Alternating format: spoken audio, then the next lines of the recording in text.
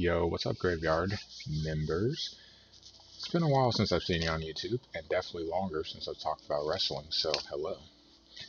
Seems that we have a big day ahead of us, with it being Survivor Series, and something that I thought about, a friend brought it up. Credit goes to Mr. Alex for this.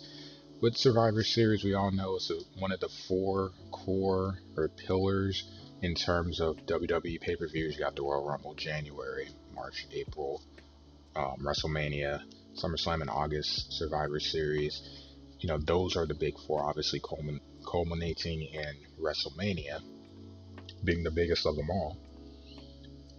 But this is actually my favorite one, not because The Undertaker made his appearance 30 years ago at this pay-per-view event, which is pretty damn cool if you think about it, that he had a run of 30 years, but I always thought it was unique. The Royal Rumble is unique because you have the Royal Rumble itself, that match, 30-man over the top rope, guaranteed title shot at WrestleMania. Survivor Series, you have the traditional 4v4. I think that's really cool. There have been some great matches over the years with that. So, a thought experiment. I'd like to hear your thoughts on this too. But let's start with mine because I'm going to talk about what I think my Survivor Series team would be. So, if we were to draft a team, so I'm a manager, not in the ring wrestling at all, but I get to draft throughout the history of wrestling for a four-man team, a traditional team, to go up against any team. I've had some time to think about it. I've kind of waffled on some people back and forth, but I came down to four. I got my four. So, surprise, The Undertaker's on the team. I'm sure that surprises no one. He's one of my favorites. But what I probably will say, it's going to be the old school Taker. When he initially was there, you remember that Taker? Those long ass gloves? And dude could not take pain. Dude would get body slammed and just get right back up, take a punch, turn his head, and just start walking back towards you like Frankenstein. That Taker when he was at his peak powers with the urn. He would be on my team. Hogan. Hulk Hogan. Gotta make sure I specify which one. And this is early on WrestleMania.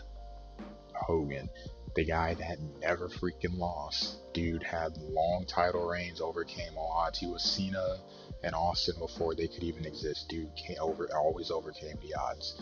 That Hogan, and he actually would be my captain. And the reason he's on my team is because he never loses. What more could you ask for? You have Undertaker, who doesn't take any damage. Can't seem to be hurt. You have Hogan that never loses, so you don't have to worry about him being pinned. He's definitely not going to tap out. Already half my team right there is tough to deal with. Number 3, Andre the Giant. This team is to me, this team is broken. I don't even have to say anything about Andre. The biggest wrestler to ever wrestle. How do you knock him off his feet to be able to pin him? When he's at his peak, he went years and years without even losing a match. Good luck dealing with him. And the ace in the hole, Goldberg. Now this one, that 4th spot, is one I thought about because I already felt honestly with those 3, it didn't even matter. I could go get kind of cute and have someone like, say, Orton, who has a great record at Survivor Series, or go fancy with someone like HBK who can put on a good match. I'm trying to win. Goldberg, WCW Goldberg, pre-Starcade, the Taser, Stun Gun, whatever. That is a formidable group because that Goldberg wasn't losing to anybody. So you have undefeated Goldberg at his peak power. You have Hogan when he was being pushed as the man. WrestleMania was built on his back. The Undertaker, born at Survivor Series at his peak power where he couldn't even be damaged. And then Andre the Giant, pretty much like the ultimate. I don't even know what to say. I don't know how you deal with that team. So I'm kind of curious. If you were putting together a team, which 4 wrestlers regardless of promotion are you taking? I'm going with those four, like I said, because I'm trying to win. I'm not trying to have a nice match, a nice looking match. I'm going with the four that I feel are really impossible. It's going to be hard enough to eliminate one or two, but to say that you're going to take all four out, I don't know how you do it. Not with them. So that's my team. But let's talk about Survivor Series. So let me go ahead and grab my notes here because I need to see the card. So we're going to do like we did, the last couple of years. It's going to be Raw versus SmackDown. Unfortunately, no NXT this time. NXT added a nice little mix to it. Kind of helped legitimize them before the TV deal. Or as the TV deal started, having them on USA. So now we're just back to Raw and SmackDown. I remember going to one of those when they were at the Staples Center. That's back when Becky started to get popular. You all know the story, Nia breaking the nose, blah blah blah, all that good stuff. So let's talk about it. Pre-match, doesn't matter. The Battle Royal, I don't even know what difference it makes, because if I remember right, that doesn't count in the tally of Raw, SmackDown, so it doesn't really matter. I don't even know who's all going to be in it. That's a whole nother thing within itself right there. So that, obviously, The Undertaker farewell, I'll be watching that closely. Probably think I'm going to be most excited about on a personal level. I wish that he could have this one as a live audience. It is what it is. I don't want any shenanigans. Just let the man retire, Vince. Give him his moment, Cool. But let's start talking about some of these matches. So let's start with the women's. I hate that it's traditional 5-on-5. It's 4. But you got to have more spots so you can fill, the card. So we have Team Raw, the tag champs, Baszler, Nia Jax, Peyton Royce, Lacey Evans, Lana. Okay. And then SmackDown, love their team, Bianca, hopefully she has a good showing, Ruby Riott, Liv Morgan, Bayley, Natalya. Bayley just getting added. Seemed it needed something for her to do now that she's not the champ anymore. Raw. So I don't know who's going to stop Nia, and this is the big one. So in order for SmackDown to win, somehow she's going to have to be eliminated. I don't know who's eliminating her. The only thing I can see is a count out or a disqualification. I'm not saying SmackDown's team is just too small. They don't have enough star power. You have the tag champs on one side, and also I would assume that Baszler will have a good showing too. If we're looking at history, Bianca has not been able to overcome her, and just those two alone makes it tough. It really does. I'm not really impressed with Lana. Peyton's just kind of getting started out. Lana's just there. I wouldn't be surprised if she gets put to a table again. Gets eliminated, Nia gets mad, puts her to a table. It's gonna happen. I don't know how we get to that point, but I mean, she's been going through a table every week. We have a chance for it to be Sunday and Monday. Can't pass up the chance, right? But I gotta go with Raw. They just have too much star power with those two, with the tag champs. Like I said, I love SmackDown. Bayley's gutsy. Bianca, super strong, but I just can't see them overcoming those two. So with that said, I have to go with Raw. And I feel like we're having that same conversation with the men's. Raw, the captain, AJ Styles, Keith Lee, Sheamus, Braun, and Matt Riddle. SmackDown, KO, Uso, Jay, gotta specify which one, even though only one's healthy. Seth, Baron, and Otis. This is a tough one, because again, I feel the same thing, that Raw's gonna win. Braun, Sheamus, and Keith Lee, ginormous. I don't know how you're getting rid of. Again, I feel like it has to be like a count out, like a double count out or something. Like Otis would go while taking one of them out. I just feel, again, Raw is just too big. That underdog, I don't feel that SmackDown can win this. Even though SmackDown has great guys, Baron's just there, whatever. Otis, a chance for him to kind of rebuild a little bit after losing Money in the Bank. Seth, obviously, probably going to have a long run in this match. The best, him and KO. But them having to be tag team partners after, their feud. I wonder if we'll get any awkwardness there with that. Maybe some awkwardness with someone turning their back on AJ, one of the big guys. But again, I feel Raw was going to win just because they have the star power.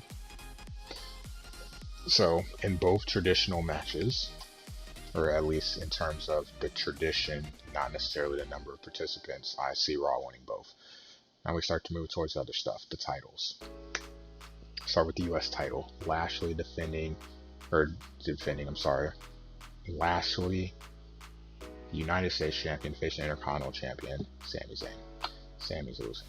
Unless Retribution interferes, no way in hell Sami Zayn is beating Bobby Lashley. Period, point blank, in the story. Not even a conversation. Weird things happen, that ain't happening. So unless Retribution is lurking, trying to troll, Lashley's gonna win. Raw. The tag titles. Now, see, this one is a match I'm really looking forward to. I think this could be the match of the show. The New Day.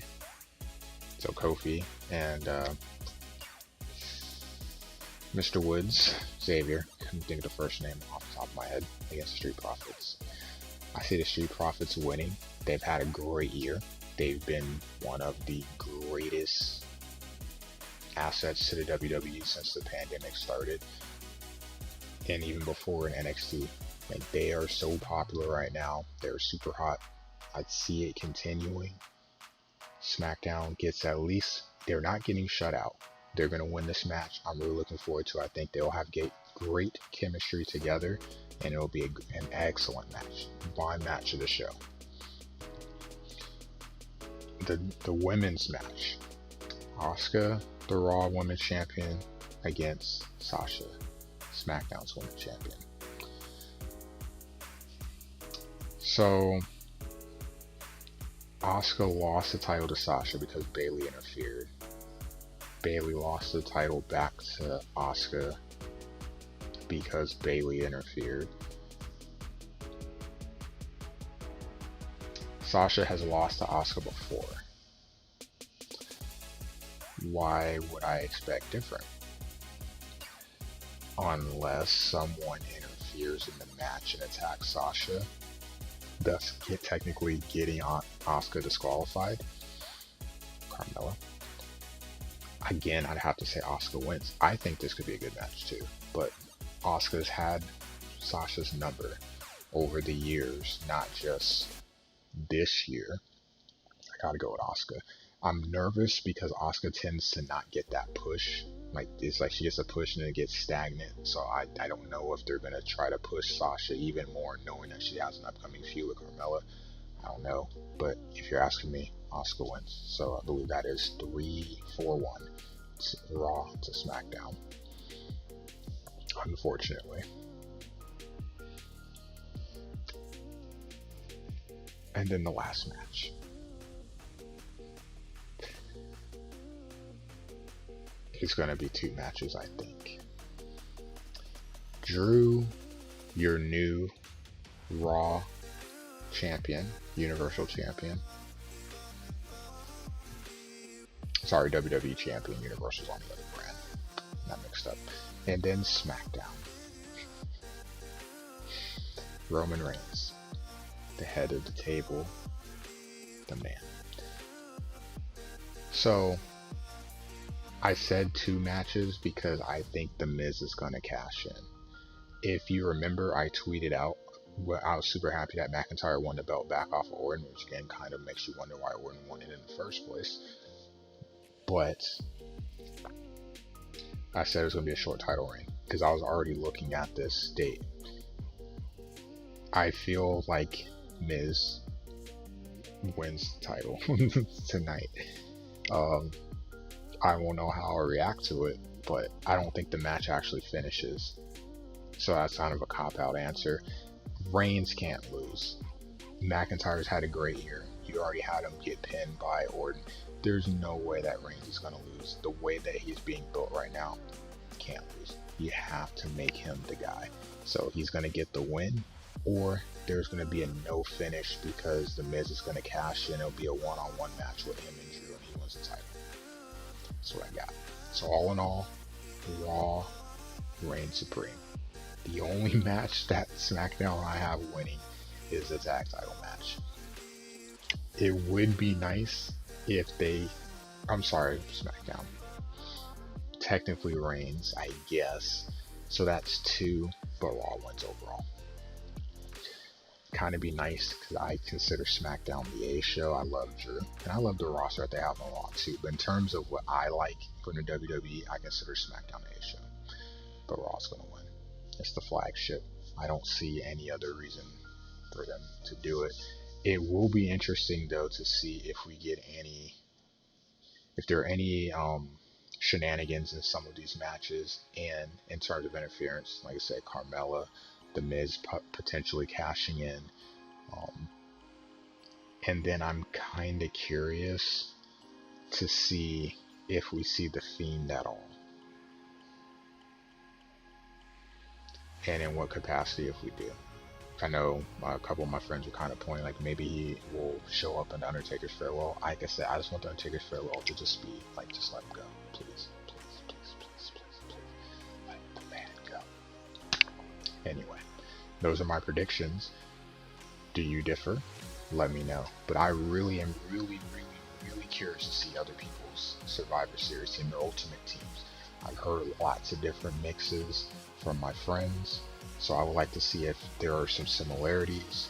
If you dislike certain people on my team who you would potentially swap out, let me know. That said, I will see you in stream later this afternoon. I will not be watching Survivor Series while I'm streaming, so please, please, please do not spoil it. I'll be watching it Monday. That said, I'll see you in stream.